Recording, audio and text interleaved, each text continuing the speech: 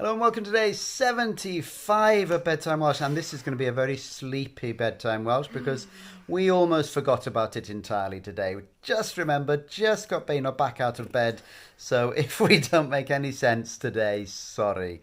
We're going to give you one new word today and then some monsters to see how much you can remember of some of the older stuff. So the word that we're going to give you, the new word, is who, as in who did that, or who can you see over there? And the Welsh for who is pwy, pwy. So who is pwy, pwy.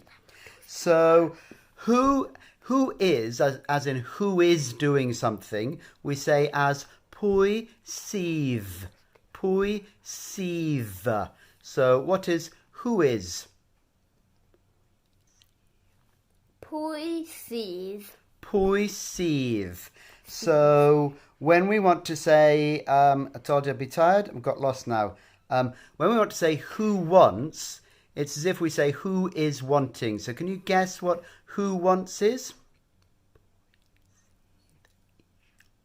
Pwy sydd isio. Pwy sydd isio. So who wants is pwy sydd isio.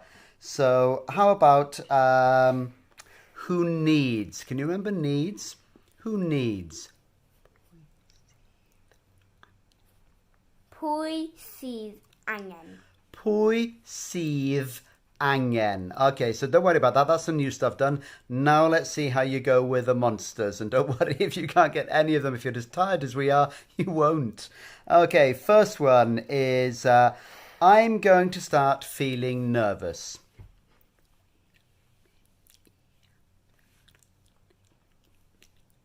Dwi'n mynd I ddechrau teimlo'n nerfus. Dwi'n mynd I ddechrau teimlo'n nerfus. If you ask me what the answer is.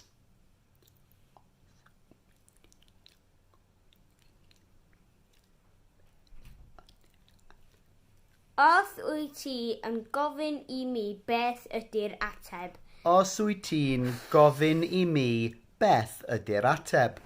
Okay, now I've heard that you want to see something.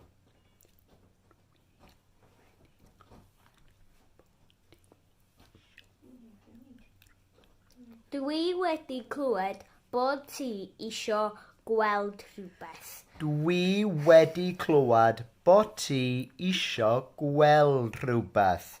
And then last of the... Oh no, that was the last of the monsters. That's it. They survived. I hope you survived. Yes. If you got any of the bits in the monsters done well, then you're doing superbly. And hearing them will help your brain remember them a little bit more for next time. So, well done. And I think we can go to bed now. Yes. Okay. Nos da. Nos da. Nos da.